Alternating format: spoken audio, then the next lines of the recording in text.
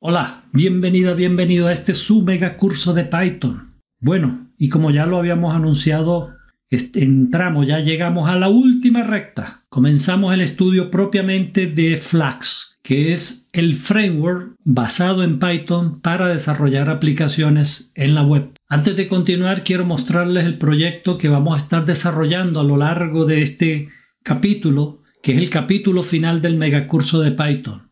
Veámoslo. Aquí lo tengo, es un sencillo sistema, pero que les va a ser de mucho provecho para ustedes en el aprendizaje de esta herramienta llamada Flask. Por aquí tenemos un menú que nos dice que podemos registrar, listar, consultar, modificar y eliminar. Vamos a listar. Entonces, esto es lo que vamos nosotros a lograr. Vamos a generar un listado. Nos vamos a apoyar en algunas librerías de las cuales les estuve hablando en la clase anterior, para generar este tipo de tablas, ¿verdad? Y este tipo de botones. Este módulo, la parte del listado, no solamente me permite ver, sino que también me permite, por ejemplo, eliminar. Vamos a suponer que yo agarro aquí al último, mogollón Otto. Eliminar. Él me envía una advertencia porque todo lo que tenga que ver con eliminaciones amerita una validación. Por ejemplo, preguntarle, ¿usted está de acuerdo en eliminar eso, sí o no? Vamos a suponer que la persona le dice que sí y me dice que el alumno fue eliminado, ¿sí? Si yo me devuelvo y la persona me dice que quiere modificar, fíjense, aquí desapareció Otto ya al final. Quiero modificar a mogollón Edilia. Modificar. Ojo que estoy en el listado, ¿eh? Estoy accediendo a estas funcionalidades desde el listado. Modificar me trae para acá y me muestra de nuevo los datos. Y me permite hacer un cambio. No se llama Edilia, se llama Carmen. Recordemos, vamos a copiar el número del documento nacional de identidad 112233. De Edilia pasó a llamarse Carmen. Y él me dice, los datos del alumno fueron actualizados. Si yo me voy aquí mismo, vamos a consultarla. Entonces ya no se llama Edilia, se llama Carmen.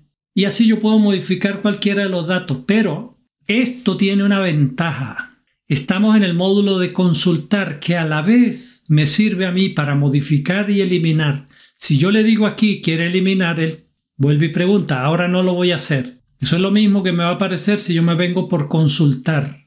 Le doy consultar, me aparece un pequeño formulario donde yo ingreso el documento nacional de identidad de la persona. Y no solamente me permite consultar, sino que me permite modificar o eliminar. Y por supuesto está la opción de registrar. Voy a ingresar unos datos rápidamente, como estos. Moncada Gladys, con una fecha de nacimiento, con un email, con un teléfono. Si yo le digo registrar, recuerden, Moncada Gladys 9898. El sistema me dice el alumno ha sido registrado correctamente. Si yo me voy para el listado, aparece de último Moncada Gladys. Entonces, si ustedes se ponen a ver por el listado, aparte de listar, yo puedo modificar y eliminar. En consultar se dieron cuenta también que consultar usa un formulario muy similar y me permite o bien modificar o bien eliminar. Y estas opciones que dicen modificar y eliminar las tengo inactivas porque todo gira en torno al listado, a la consulta y al registro. Pero en la consulta yo también permito modificar y eliminar. ¿Por qué lo hice de esa manera? Esto es buscando la forma de hacerle las cosas más fáciles al usuario del sistema. Cuando nosotros desarrollamos sistemas tenemos que pensar en el usuario, no pensar en nosotros como desarrolladores. Entonces yo le doy al usuario la posibilidad de modificar, aparte de ver y consultar en un listado, también modifica y elimina. Y si voy a consultar, ingresamos el DNI y está bien, lo consultó, pero puede incluso modificarlo y eliminarlo. O eliminarlo. Bueno, y como verán, aquí he hecho uso de un color de fondo para mi sistema para no tener un color de fondo plano. Si ven, todo esto lo vimos en las librerías de la clase pasada y lo estoy aplicando acá. Visto esto, vayamos a la presentación que he preparado para ustedes. Aquí tenemos el logo de Flask y ellos tienen un eslogan: Web Development, One Drop at a Time. Desarrollo web, una gota a la vez. Ya les voy a explicar qué quiere decir eso de una gota a la vez. Empecemos primero por saber qué es un framework web.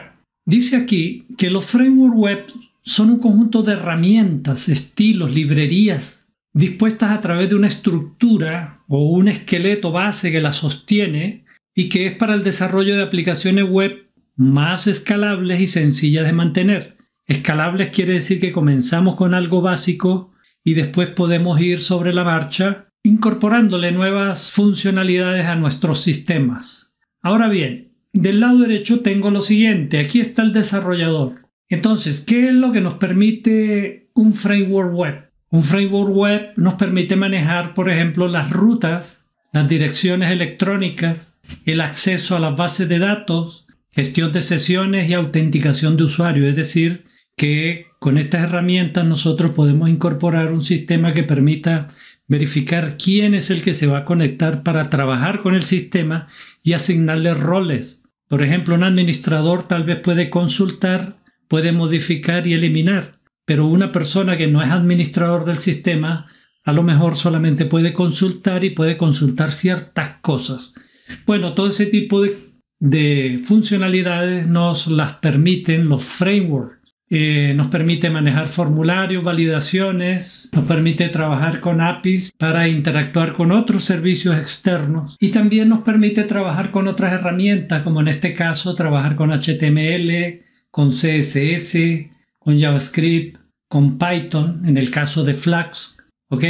Bien, entonces es eso. Es un conjunto de herramientas, como bien dice aquí, es un conjunto de herramientas que nos permite hacer esto y muchas cosas más. Ahora, de Flask se dice que es un framework minimalista y esto a muchas personas no les gusta. Flask es un micro framework, entonces aparte de que me dicen minimalista, me dicen que es un micro framework. Es un micro framework web escrito en Python para crear aplicaciones web. Es catalogado como micro framework porque su estructura inicial es minimalista. Vuelven y juegan con ese asunto. Micro no quiere decir que tenga pocas funcionalidades o que no sea capaz de soportar una aplicación súper compleja, sino que su estructura es mínima y la arquitectura y complejidad del proyecto aumentan cuando la lógica del negocio lo requiere.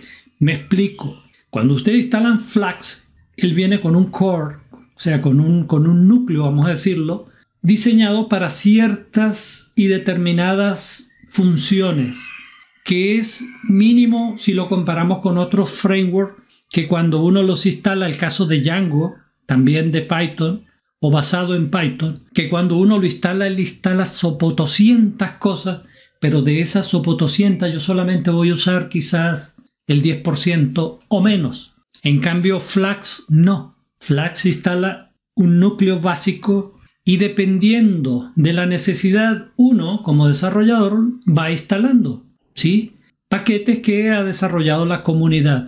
Así que no nos asustemos por eso. Ya les voy a mostrar empresas que trabajan con Flask o que han desarrollado sistemas conocidos a nivel mundial basados en Flask. Entonces lo de minimalista y lo de micro es porque sí, cuando lo instalamos él instala lo básico, necesario.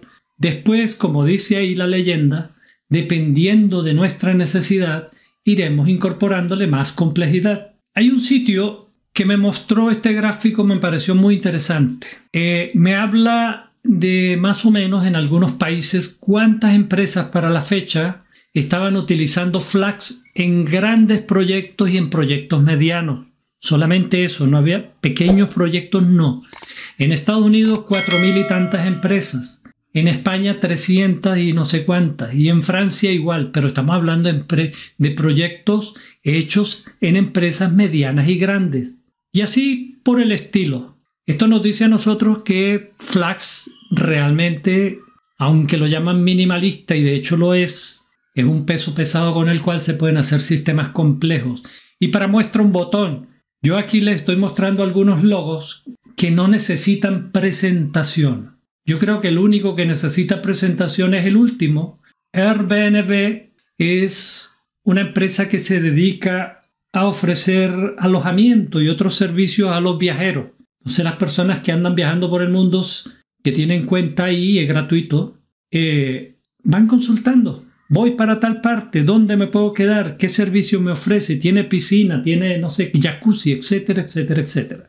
Bueno, esto no quiere decir que todas La aplicación fue hecha con Flask, pero tienen un buen componente desarrollado en Flask. Pinterest, LinkedIn, Netflix, Uber, Spotify. Y eso ya nos dice a nosotros que realmente Flask hay que mirarlo en serio. Porque cuando uno está comenzando con esto, nunca falta el que llegue y le dice, oiga, no, aprende Django, aprende el otro. ¿Pero para qué? ¿Para qué yo voy a instalar un monstruo de eso si voy a hacer un sistema pequeño o de mediana complejidad? Aparte de que la curva de aprendizaje de Flask es muy, pero muy plana. Si lo comparamos, por ejemplo, con Django, que es uno de los más conocidos para desarrollo con Python en la web. Muchas personas entran a Django ilusionados porque pueden hacer miles de cosas. Hay que reconocerles, ¿verdad? Django es fuerte, fuerte, fuerte. Pero entonces la curva de aprendizaje es complicadita, mucha gente se frustra, renuncian y no es lo que queremos. De hecho, los desarrolladores web manejan los dos. Manejan Django, manejan Flask y dependiendo del proyecto que les toque realizar, ellos ven si lo hacen en Django o lo hacen en Flask. Así que no nos preocupemos por Flask, aprendámoslo bien y podemos empezar a desarrollar. El que quiera lanzarse al desarrollo, empezar a hacer dinero, pues lo hace. Yo sí les recomendaría que ya en una segunda etapa, después de que dominen medianamente bien el Flask, empiecen a aprender, por ejemplo, Django. Ahora, ¿qué necesito tener instalado yo para seguir este proyecto que vamos a realizar con Flask? Obviamente Python. Si no lo tiene, hay que descargarlo, instalarlo. Eso está explicado en los primeros videos. Yo creo que el segundo video de este curso. Tenemos que instalar Flask, que eso sí lo vamos a ver ya en la siguiente clase o siguientes. Tenemos que instalar el manejador de paquetes pip, porque cuando se trabaja con Python hay que continuamente estar instalando ciertos paquetes, ciertas librerías y eso se hace con PIP. Pero él de por sí hay que instalarlo también.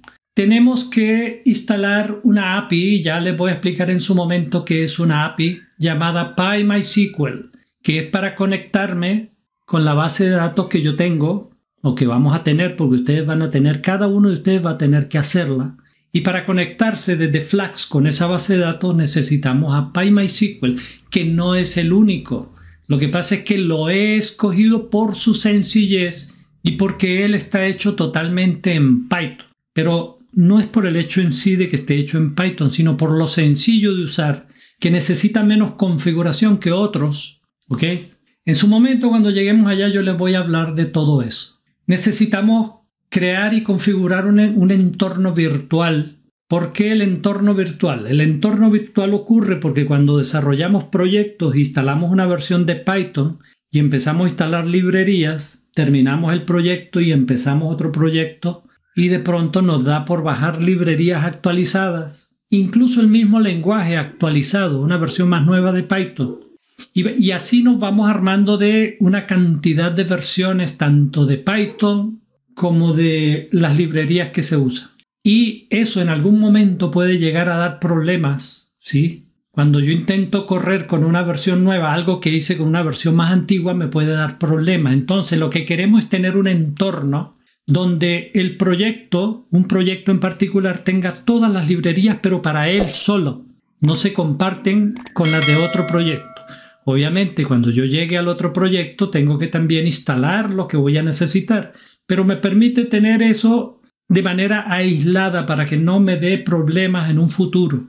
Si yo vuelvo a trabajar con un proyecto antiguo, pues entro y empiezo a desarrollar, a hacerle algún cambio al sistema y yo sé que ahí tengo lo que necesito adaptado a la versión con la cual fue hecha y no pretender venir con una versión más nueva a modificar algo viejito, por así llamarlo, y que me esté generando problemas. Entonces, para eso son los entornos virtuales, para tener cada proyecto con sus versiones. Vamos a necesitar un gestor de base de datos como PHPMyAdmin. ¿Por qué este? Mire, Flask tiene una herramienta que nos permite gestionar las bases de datos, pero dado que yo hice uso de esta herramienta cuando expliqué el capítulo de bases de datos y SQL, pues voy a aprovechar que ustedes la tienen instalada para seguir trabajando con ella. En vez de traer algo nuevo a colación, pero en su momento, cuando lleguemos, yo les voy a decir, mire, esto es lo que ya existe y esto es lo que ya Flux les ofrece. Bueno, quiero aprovechar, como dije, el hecho de que lo tienen instalado al PHP-MyAdmin para que trabajemos con él. Con esa herramienta vamos a crear una base de datos y 3 tablas. Si usted que está viendo en este momento esta videoclase no sabe usted lo que es SAMP, lo que es PHP-MyAdmin, tiene que irse a los videos, yo les recomendaría del 122, 23, 24, donde explicamos el uso de esto y la instalación de esto. ¿Ok? Yo lamentablemente no me puedo detener otra vez a explicar desde el comienzo porque eso alargaría demasiado este curso que ya de por sí está creciendo. Estamos por el video 146, si no me equivoco. Bueno, continuamos. Ustedes van a tener que crear, si no la tienen, la base de datos Academia con 3 tablas llamadas alumnos, cursos y alumnos cursos. Y a su vez van a crear las relaciones como se muestra en este gráfico.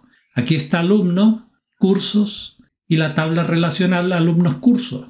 Aquí están los nombres de los campos, los tipos de los datos y bueno, la herramienta con la cual lo van a hacer. Dice que el código SQL está para descarga. Efectivamente, junto a esta videoclase está el código para que lo descarguen y puedan crear la base de datos, las tablas y de paso insertarle algunos datos de manera automática, aunque luego la inserción de los datos la vamos a hacer con un sistema. Continuamos. El código SQL ya dijimos que está para descarga. Si usted no tiene nociones de lo que es una base de datos, no sabe lo que es SAMP, no sabe crear base de datos tabla, yo te sugiero estudiar previamente la videoclase, ya lo dije, de la 122 al 125, para que luego pueda continuar y hacer esto. Ahora, si usted ya se maneja con el tema de las bases de datos y tiene una herramienta para hacer todo eso, no nos compliquemos, hágalo con la herramienta de su preferencia. Muchas gracias por su atención y nos vemos en la próxima clase.